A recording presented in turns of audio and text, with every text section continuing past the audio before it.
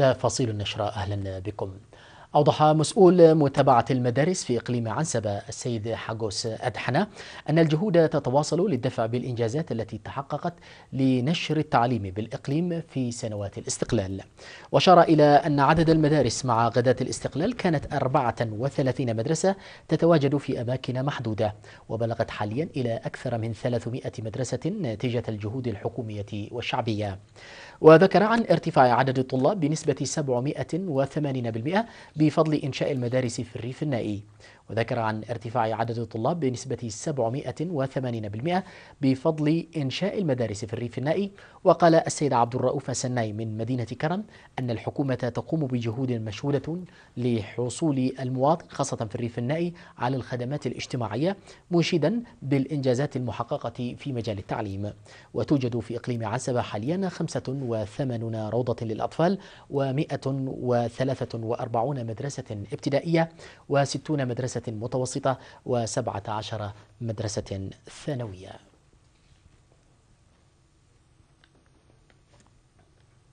أشاد سكان مدينة حجات لدى زيارتهم خزان حشفري وإقامة حفل غداء لأعضاء الجيش الشعبي العاملين في بناء الخزان، أشادوا بمساهمة أعضاء الجيش الشعبي في أعمال بناء خزان حشفري، مؤكدين على استعدادهم الدائم للمشاركة حتى إنجاز العمل.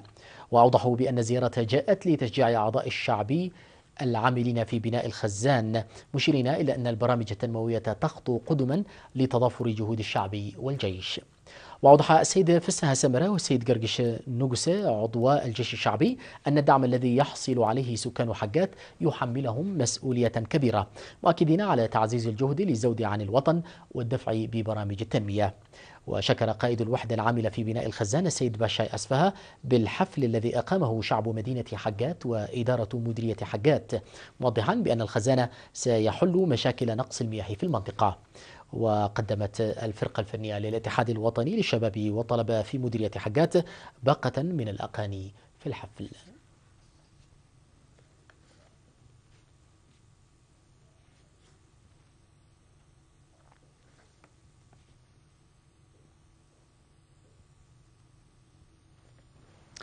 أعرب السكان عن ارتياحهم للبدء في صيانة وسفلتة طريق جودايف القوات الجوية دنب سبل الذي كان يعيق حركة المرور وخدمات المواصلات، مشيدين بإدارة الإقليم الأوسط لاهتمامها بالمشكلة.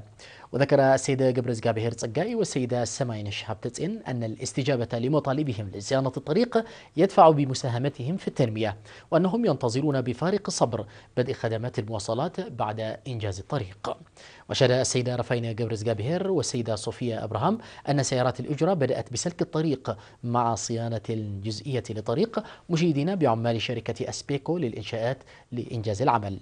وأفاد مكتب البنية التحتية في الإقليم الأوسط أن صيانة الطريق كلف نحو 37 مليون نقفة لم يصن منذ فترة طويلة، وقد تم توسيعه بعرض 15 مترا على أن يتم سفلتة عرض 10 أمتار ليخدم القسم الباقي للمشاة ومجاري المياه.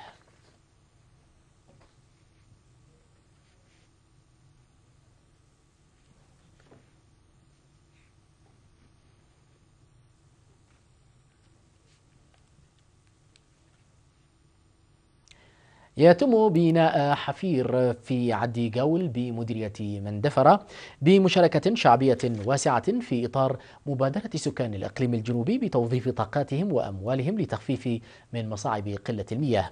وشد السكان بالجهود الحكومية لحصول الشعب على الخدمات الاجتماعية، موضحين بأنهم يعملون من جانبهم لتخفيف مشكلة المياه.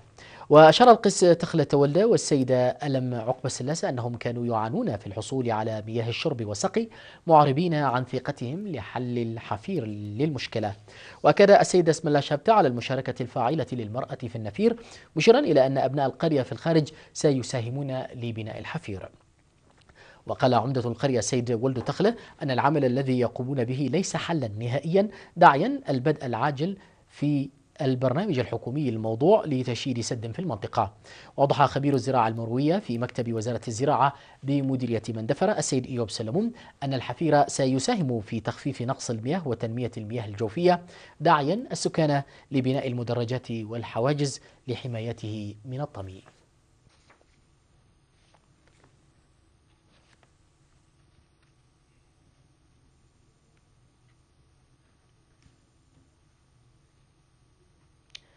يقوم سكان أكلالات بمديرية قلوج بنفير لحفظ المياه ومكافحة انجراف التربة بهدف الدفع بالإنتاج الزراعي. وقال مدير ضحية أكلالات السيد إدريس محمد علي أن السكان يعملون 3 أيام في الأسبوع لحماية التربة وحفظ المياه إدراكا لأهميتها في الزراعة. وذكرت كل من السيدة فاطمة عثمان والسيدة علي بكر أن العمل الذي قاموا به في مشروع جرسة الزراعي أثبت فعالية العمل الجماعي ونتائج حماية التربة وحفظ المياه. هذا وتقع أكلالات على بعد نحو 10 كيلومتر شمالي بلدة قلوج.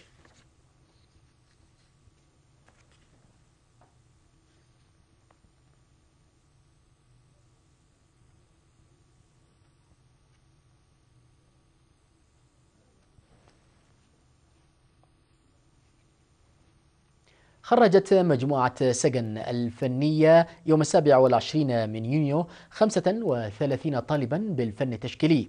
وقال سكرتير المجموعة الفنان برهان أدوني في مراسيم التخريج أن الفن يدفع ويوثق وينقل كافة جوانب التطور ويبرز القيم والتراث.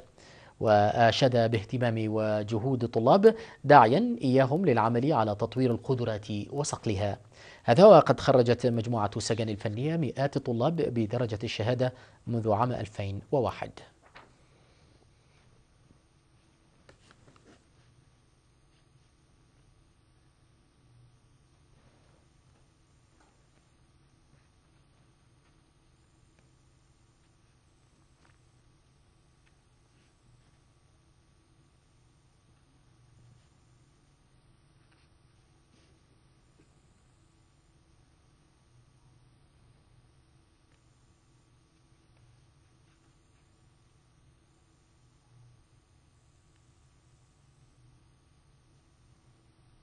فاصل ثم نواصل الأخبار على الصعيد العالمي، فابقوا معنا.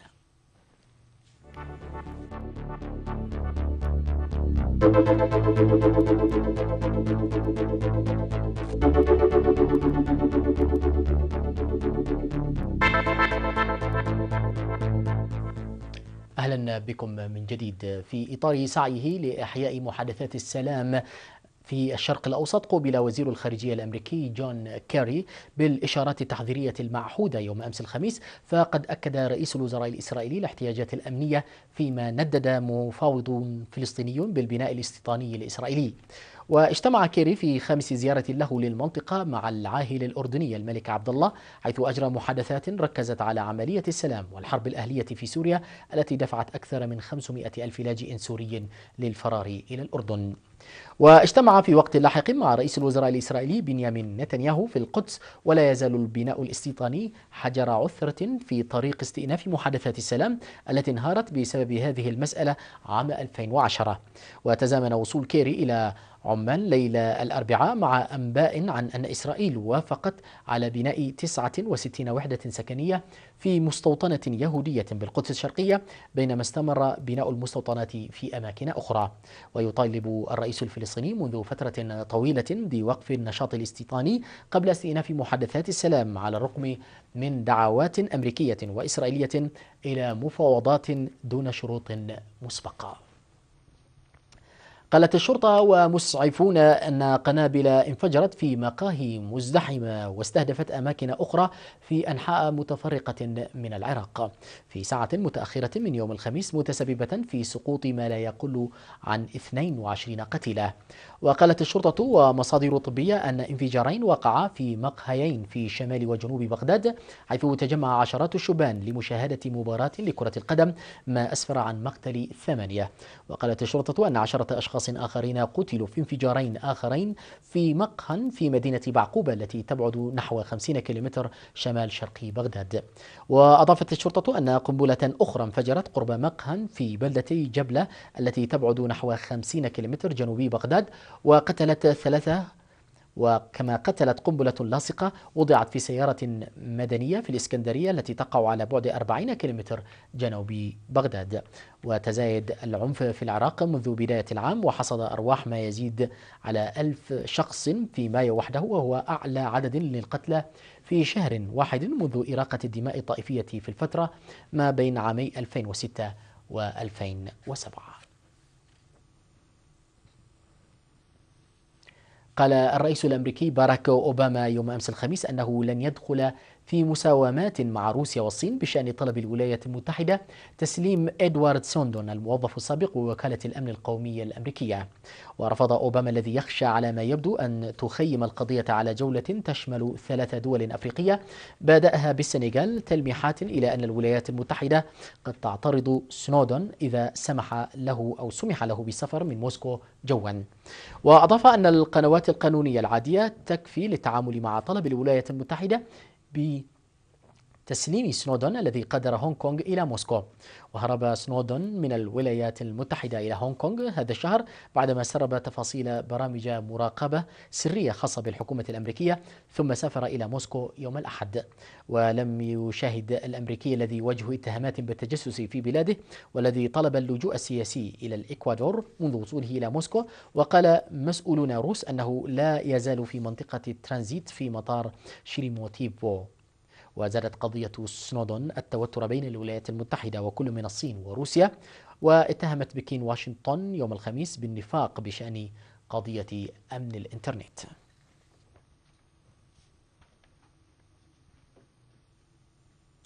قال مكتب الرئاسة في كوريا الجنوبية أن زعيمي كوريا الجنوبية والصين اتفقا خلال قمة يوم أمس الخميس على الحاجة إلى إنهاء البرنامج النووي لبيونغ يانغ من خلال الحوار وبحث سبل استئناف المفاوضات معها. وقال مكتب الرئيس باك جون هاي أن الرئيس الصيني شي جينغ بينغ عبر عن تأييده لسياسة رئيسة كوريا الجنوبية الخاصة بالتواصل مع كوريا الشمالية ومساعدة بيونغ يانغ على الانضمام إلى المجتمع الدولي كشريكة مسؤولة. وأضاف المكتب أن الزعيمين يتبنيان وجهة نظر مشتركة تجاه نزع السلاح النووي لكوريا الشمالية والحفاظ على السلام والاستقرار في شبه الجزيرة الكورية وحل المشاكل من خلال الحوار والمفاوضات.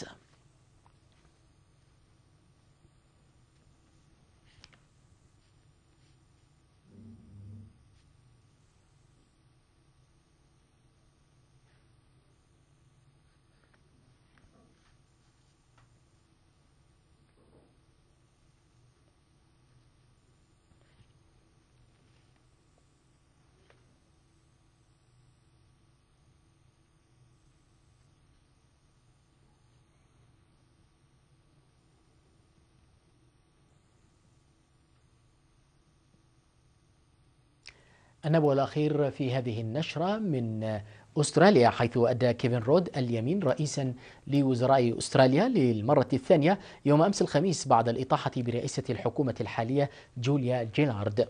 وتأتي عودة رود إلى منصب رئيس الوزراء بعد 3 سنوات من الخلافات داخل قيادة حزب العمال، وفيما يواجه الاقتصاد الذي يحتل المرتبة 12 على العالم تحديات تنبع من تباطؤ اقتصاد الصين أكبر شريك تجاري. وسلط رود الضوء على الصعوبات التي ارتبطت بنهاية الطفرة في موارد الصين، وقال أنه سيعمل على إعادة بناء علاقات الحكومة المتوترة مع مجتمع الأعمال. وأضير قطاع الأعمال في أستراليا نتيجة لعدم الاستقرار السياسي، وحث رود على التخلي عن قوانين تعزز إمكانية زيارة نقابات العمال لأماكن العمل وتشدد قواعد الهجرة المؤقتة للعمالة الماهرة. ووعد المرجح أن يفوز في الانتخابات القادمة وهو زعيم المعارضة توني أبوت بإلقاء ضريبة الكربون وضريبة نسبتها 30% على أرباح خام الحديد ومناجم الفحم إذا فاز بالسلطة.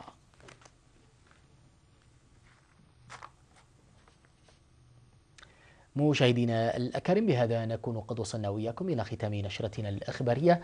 شكرا على طيب المتابعة، والسلام عليكم ورحمة الله.